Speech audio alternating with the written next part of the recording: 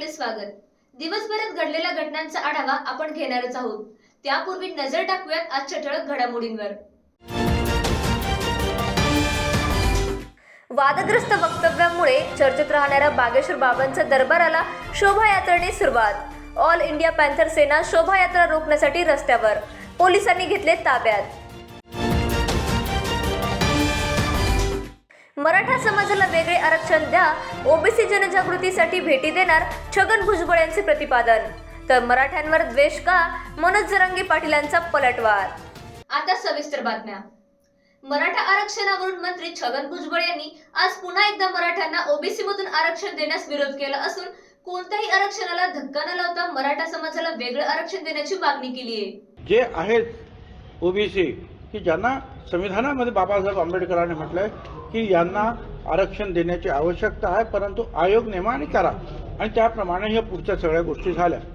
तर ही आमची भूमिका पहिल्यापासून राहिलेली आहे आणि ही जी माझी भूमिका आहे किंवा आमची भूमिका आहे तीच भूमिका सन्माननीय शरद पवार साहेबांची आहे, तीच भूमिका शिवसेनेची आहे, उद्धव ठाकरेंची आहे, शिंदे साहेबांची आहे, फडणवीस साहेबांची आहे, अजितदादांची आहे, सर्व पक्षांची जी आहे। त्या दिवशी जी सर्वपक्षीय मीटिंग झाली त्याच्यामध्ये सुद्धा ओबीसीच्या आरक्षणाला धक्का न लावता मराठा समाजाला आरक्षण दिलं पाहिजे याच्यावरच सगळ्यांनी जे आहे एकमत केलेलं आहे।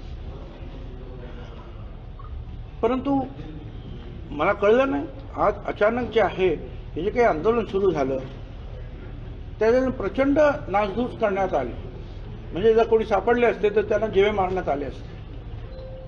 असा सगळ्यात जास्त नासधूस झाली ती नगरसेवक असलेले किंवा सिनेट मेंबर असलेले आणि राष्ट्रवादी काँग्रेसचे आणि समता परिषदेचे कार्यकर्ते असलेले सुभाष राऊत यांचं सनराईज हॉटेल जे आहे त्यांचं जे नुकसान झालेलं आहे।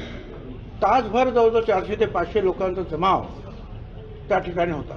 मला तुम्हाला सांगितलं पाहिजे की 11 11:30च्या काहीतरी दरम्यान मंत्रालयामध्ये मी माझ्या ऑफिसमध्ये बसलो असताना माझ्या समोरच सुभाष राऊत बसले होते आणि मी टीव्हीवर पाहिलं की प्रकाशराव सोळंके आमदार यांचं घर कोणीतरी पेटवलं आणि जाळलंय। ताबडतोब मी एसपींना फोन करून सांगितलं होतं की ताबडतोब ह्या हॉटेलला जे आहे सनराईज हॉटेल जे सुभाष राऊत यांना तुम्ही संरक्षण द्या, कारण ते तिकडे सुद्धा येण्याची शक्यता आहे। त्याच्यानंतर अचानक 3-4 तासांनी पाहतोय तर ते हॉटेल जाळण्यात आलं। मी जे पाहिलं त्याच्यामध्ये ते पहारी कुऱ्हाडी सगळ्या प्रकारची साहित्य घेऊन आलेले होते। गार्डनमध्ये लहान लहान बल्ब असतील, काही म्हणजे काहीच ठेवलं नाही।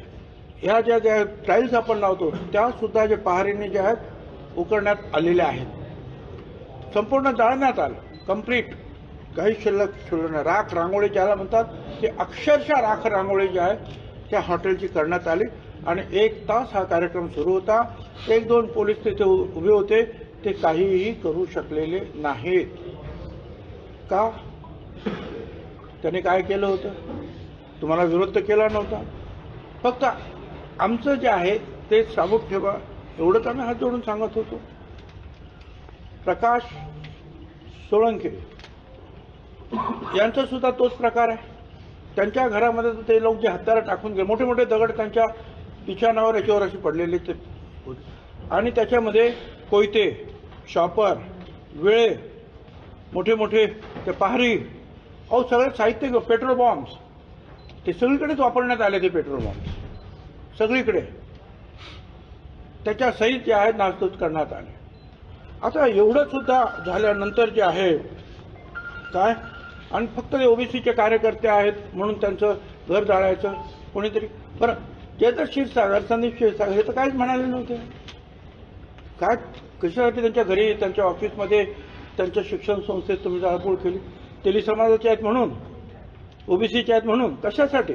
ओबीसी राऊत कशासाठी? ओबीसी आहे म्हणून, माळी समाजाचा आहे म्हणून। यावर मनोज जरांगे पाटील यांनी पत्रकार परिषद घेऊन भुजबळांच्या वक्तव्याविरोधात प्रतिक्रिया दिली। नाही, ते आता कोणी केले त्यांनी चौकशी लावलीच नाही। कोणी केलंय काय ते चौकशी त्यांनी लावली ते होईल, परंतु असं जातीवर किंवा असं काही याच्यावरती कुठले हल्ले किंवा असं काय होत नसतं. आम्ही कुठं म्हणलो का? आम्ही काय समर्थन थोडं केलं आहे. आम्ही तर पहिल्या दिवसापासून सांगतो की उद्रेक जाळपोळ करायची नाही, त्याच्यात कोणाचंच भलं नाही, कोणत्याच समाजाचं नाही. तर पहिल्या दिवसापासून आम्ही म्हणतो. आम्ही ते जर म्हणत असली ओबीसींवर किंवा माळी समाजावर टार्गेट केलं आहे, आम्ही कुठं म्हणलो की कुणीकडेच भेटायला नाही आलेले सगळे ओबीसी मंत्री बीडलाच कसं काय चालले? आम्ही म्हणलो का गावा तुम्ही कमून विचार करूनच षडयंत्र करूनच चाललात का काय? 3-3, 4-4 मंत्री तुमचे ओबीसीचे चाललेत. आम्ही म्हणलो का की तुम्ही का जाताय बीडला म्हणून? असं जात कुठं जिथं काय चांगली घटना घडली नाही त्या ठिकाणाचे जात वापरून थोडं चालतंय. तुम्ही सगळे गेलात तिथं, आम्ही कुठं म्हणलो का ओबीसीत जात आहेत म्हणून? तुम्ही कुठं तशीच घटना आमच्याकडे बी झाली होती. तुम्ही कुठं आमच्याकडे आले तितक्या धावपळीनं? पण त्यांचं म्हणणं असं आहे की हे लोक तुमचे नव्हते असं तुम्ही म्हणताय. मग तुम्ही कशाला त्यांना गुन्हे मागे घ्या, त्यांच्यावर कारवाई करू नका, अटक करू नका, हे आवाहन तरी कशाला करताय? आम्ही कोणचे म्हणलो? माणसानं थोडंसं काय असतं भानार येऊन बोललं पाहिजे जबाबदारीनं. आमचे साखळी उपोषण करणारे पोरं, आमरण उपोषण करणारे पोरं, ज्यांनी शांततेत रस्ता रोको केले आणि ते घराकडे परतले, त्यानंतर कुणीतरी गालबोट लावण्याचा प्रयत्न केला. मराठा समाजाचं शांततेत चाललेलं आंदोलन बदनाम व्हावं या दृष्टिकोनातून ज्यांनी जे प्रकार केले. परंतु ज्यावेळेस आम्ही शांततेचे आमची पोर आंदोलनं करत होते त्या दिवसापासून रोष धरून ते पोरं आता टार्गेट केले जात आहेत, त्यांना उचलून आत टाकलं जात आहे. विनाकारण ते सप्त्यात बसलेले असले तर उचलून न्यायला लागले, साखळी उपोषणातून उचलून न्यायला लागले. त्यामुळे त्यांच्यावरती कारवाई करू नका असं म्हणणं आहे आमचं. त्यांच्यावरती काय अन्याय करताय हे मत आहे आमचं. तुमच्या आरक्षणाच्या माध्यमातून ओबीसीचं आरक्षण संपवायचं आहे अशा पद्धतीचं त्यांनी म्हटलेलं आहे आणि तुम्ही त्याचे हे ठरताय. त्यांचं कसं संपल? त्यांचं तर संपू शकत नाही. घटनेनंच सांगितलेलं आहे ओबीसीला आरक्षण देताना आयोग स्थापन करा आणि द्या. त्यांचं संपल कसं? फक्त जे आयोगाच्या माध्यमातून आयोगाला पुढं करून त्याच्या आड लपून जे जास्तीचं खाल्लं जातं आहे, जे मराठा समाजाचं हक्काचं आहे ते द्या म्हणतोय.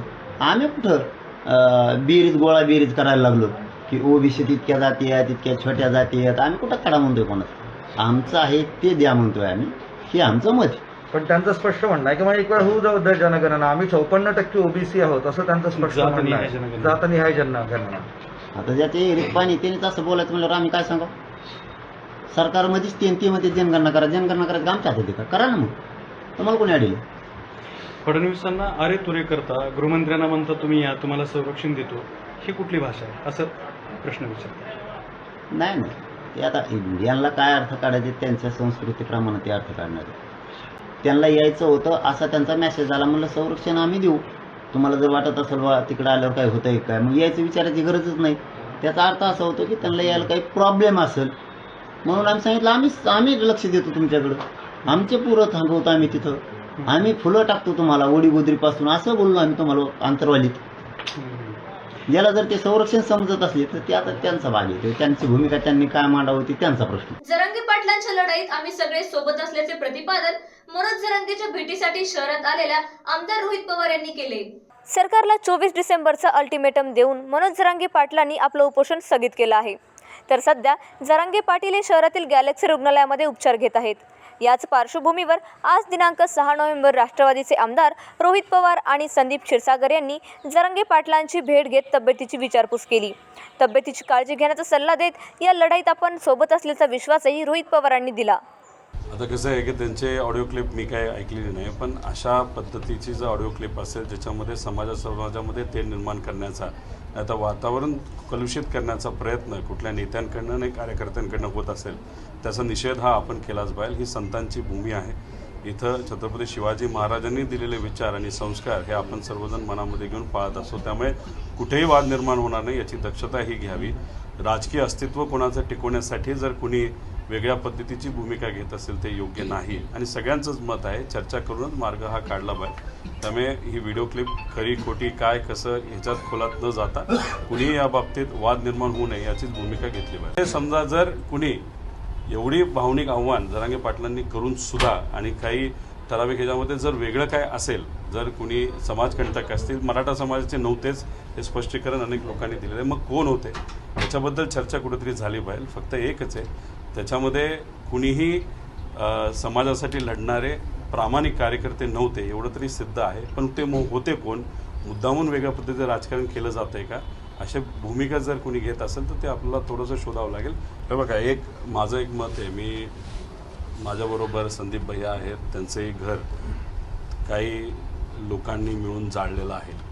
पण संदीप भैया स्वतः ज्या दिवशी ती घटना घडली ते तिथे होते, लोकांची चर्चा केली, ते स्वतः रात्री लाईट नसताना सुद्धा घरात राहिलेत.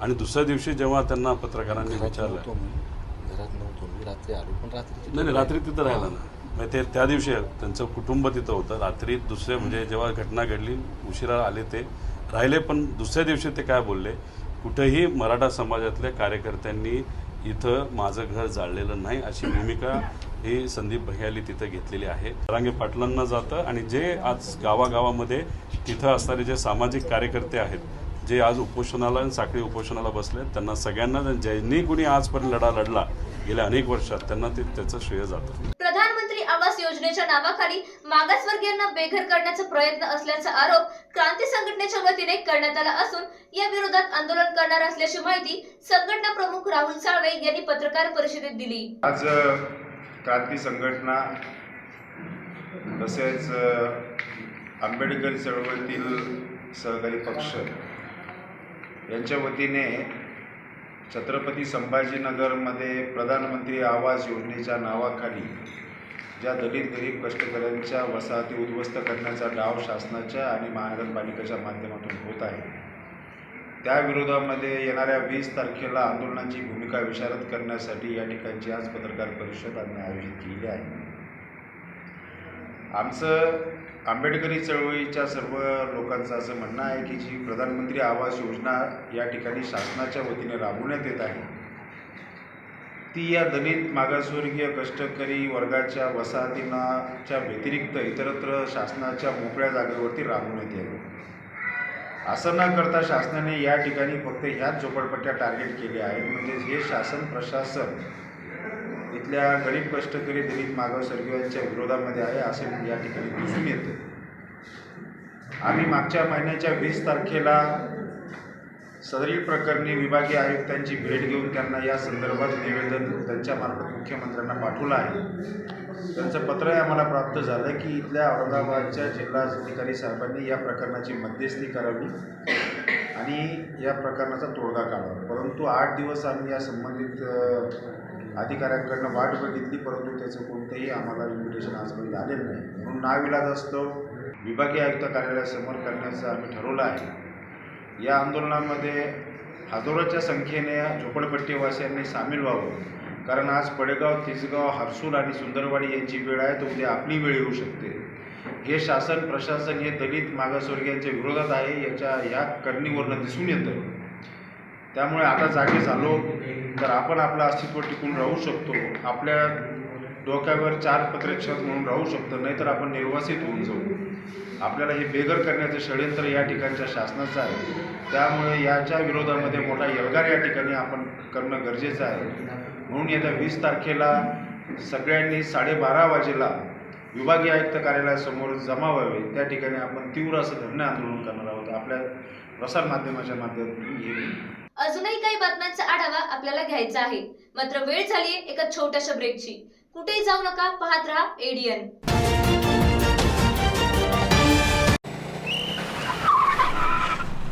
मस्त मास्क पहना रे तूने. Thank you sir. वो जान बचाने के लिए पहनना पड़ता है ना सर. रेडीमेड है या टेलर मेड है? ऑनलाइन ऑर्डर किया है सर. एक और है क्या? है ना सर. देना. बहुत मस्त लगे आपको. ये ना सर. सर ना भाई, जान बचाने के लिए बाइक चलाते वक्त सिर्फ खोपड़े पे मास्क पहनेगा तो खोपड़े को कौन बचाएगा? समझ गया सर. हेलमेट ऑनलाइन ऑर्डर कर, वरना हमेशा के लिए ऑफलाइन हो सकता है. Okay sir. ये ले. चल हम ये भी ऑनलाइन भर दे. हेलमेट पहने, ट्रैफिक नियमों का पालन करे, जिंदगी के सफर को सुरक्षित रखे. ब्रेक नंतर आपले स्वागत. वादग्रस्त वक्तव्यांमुळे चर्चेत राहणाऱ्या बागेश्वर बाबांचा दरबार सोमवारपासून भरवण्यात आला असून 3 दिवस त्यांचा मुक्काम शहरात राहणार आहे. अनेक भाविकांचे श्रद्धास्थान असलेले आणि नेहमी आपल्या वादग्रस्त वक्तव्यामुळे वादाच्या भोवऱ्यात सापडणारे बागेश्वर धाम यांचा दरबार शहरामध्ये भरवण्यात आला आहे. केंद्रीय अर्थ राज्यमंत्री डॉक्टर भागवत कराड यांनी मध्य प्रदेशातील छत्रपूर येथे जाऊन बागेश्वर महाराज यांची भेट घेत त्यांना निमंत्रित केले होते. त्यानुसार बागेश्वर धाम यांचा शहरात दरबार भरवण्यात आला आहे. बागेश्वर धाम यांचा भव्य दिव्य असा स्वरूपाचा हा कार्यक्रम शोभायात्रेने सुरू झाला आहे. सोमवारी क्रांती चौक येथून शोभायात्रेला सुरुवात करून अयोध्या नगरी मैदानावर दरबार भरवण्यात आला. यावेळी आयोजक कराड परिवाराकडून त्यांचे पूजन करून दरबार सुरू करण्यात आला. तब्बल 100 एकर परिसरावरती भव्य मंडप आणि किमान 10 लाख नागरिकांना भाविकांना बसण्याची व्यवस्था करण्यात आली आहे. तसेच 3 दिवस भरगच्च कार्यक्रम असून या 3 दिवसांमध्ये बाबांचा दरबार भरणार आहे. सध्या सण उत्सवाचे दिवस सुरू असून दिवाळीच्या अगोदरच बागेश्वर धाम येथे आल्याने धार्मिक वातावरण निर्माण झाले आहे. कैसे हो? आनंद में हो? बड़ी कृपा भगवान की, हम भी बड़े आनंद में हैं. कल रात को जब हम श्री छत्रपति संभाजी नगर के एयरपोर्ट पर उतरे, लगभग 8 या 9 बज रहे होंगे, और जैसे ही बाहर निकले तो हनुमान चालीसा की धुन और भारत हिंदू राष्ट्र की जयकार के उद्घोष सुने, सो हमें समझ में आ गया कि हम महाराष्ट्र आ गए हैं.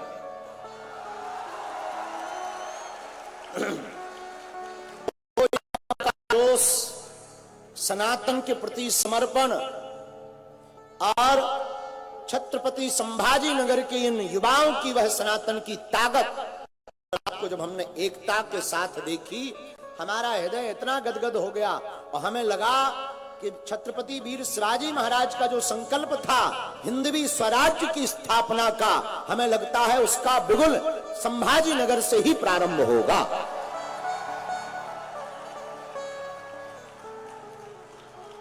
और लगभग 9 बजे हम जो है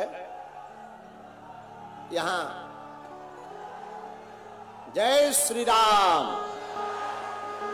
जय श्री राम, भारत हिंदू राष्ट्र की. संतांच्या विरोधात बोलणाऱ्या बागेश्वर बाबांचा कार्यक्रम घेतल्याबद्दल राष्ट्रवादीचे आमदार रोहित पवार यांनी निषेध नोंदवत केंद्रीय मंत्री डॉक्टर भागवत कराड यांच्या विरोधात माध्यमांशी बोलताना प्रतिक्रिया दिल्या. कराड साहेबांनी हा कार्यक्रम घेतलेला आहे.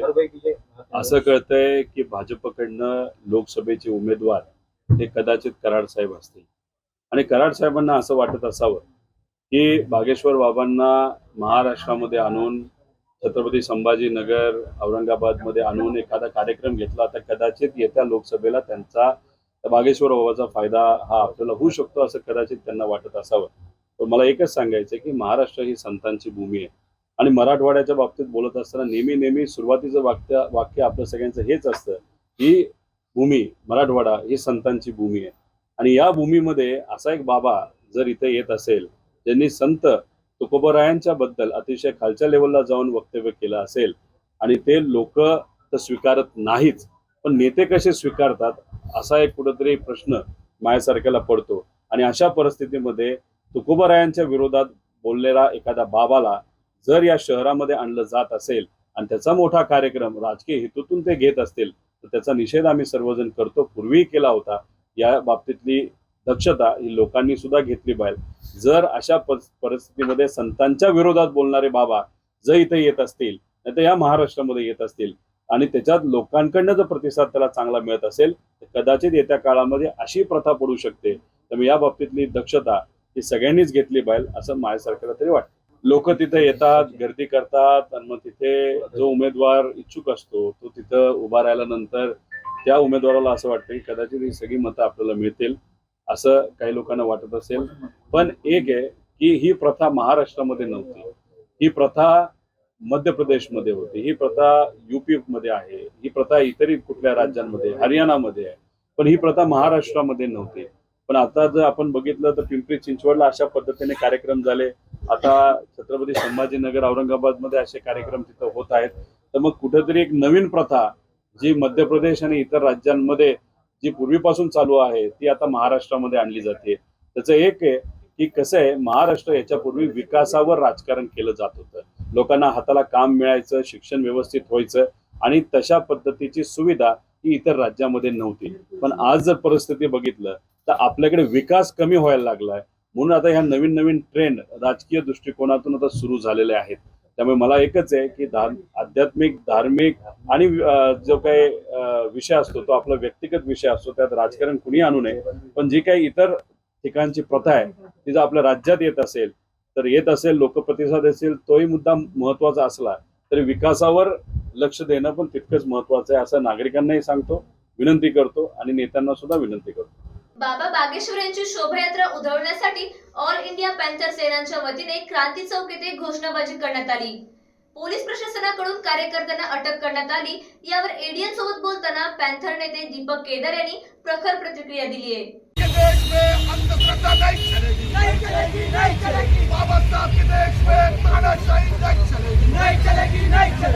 शहरातील क्रांती चौक येथून बाबा बागेश्वर यांची शोभायात्रा उधळण्यासाठी ऑल इंडिया पॅन्थर सेनेच्या वतीने क्रांती चौक येथे घोषणाबाजी करण्यात आली.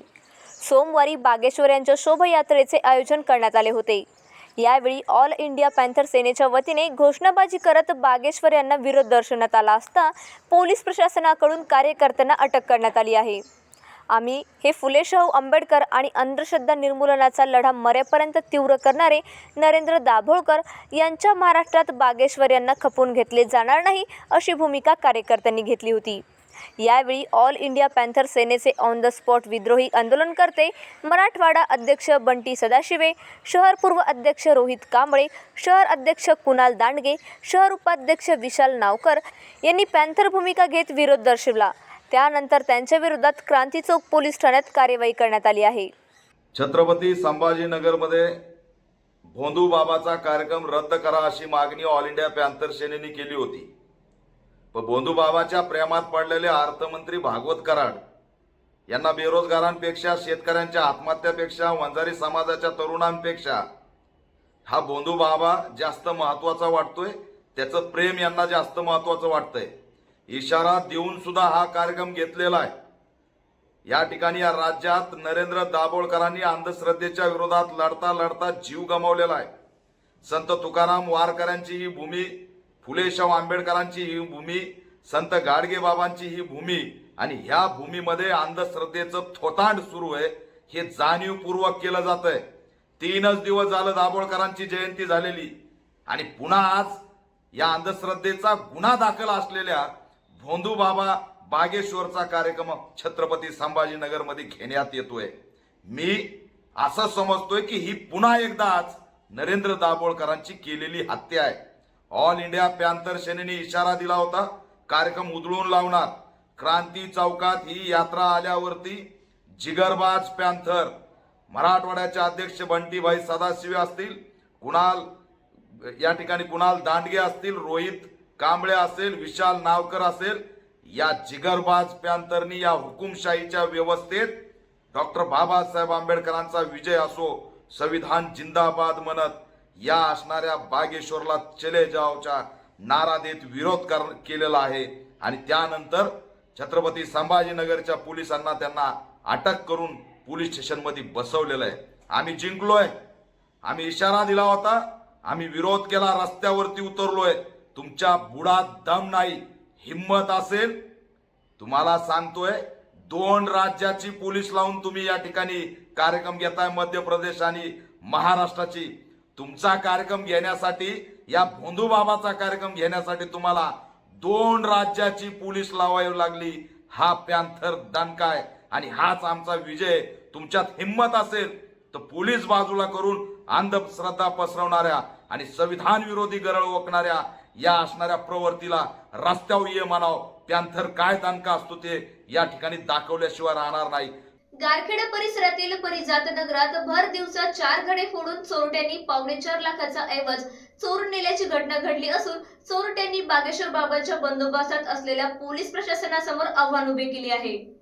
बागेश्वर बाबांचा दरबार भरलेला असताना पोलीस बंदोबस्तात व्यस्त असल्याचा फायदा घेत चोरांनी 4 घरे फोडून पोलिसांना चॅलेंज दिली आहे. पुंडलिक नगर पोलीस ठाण्याच्या हद्दीतील हनुमान नगर, गारखेडा आणि परिजातक नगरातील 4 घरे फोडून रोख रकमेसह तब्बल 3,73,000 रुपयांचे दागिने लंपास केले आहे. या घटना भर दुपारी झाल्याचे समोर आले. नुकताच समर्थनगरातून एका गरीब पेंटरची दुचाकी मोपेड चोरीची घटना ताजीच असताना घरफोड्या झाल्याने बागेश्वर बाबांच्या बंदोबस्तात व्यस्त असलेल्या पोलिसांसमोर आव्हान उभे केले आहे। या प्रकरणी मीना नरेश शर्मा 45 राहणार हनुमाननगर गारखेडा परिसर यांनी तक्रार दिली।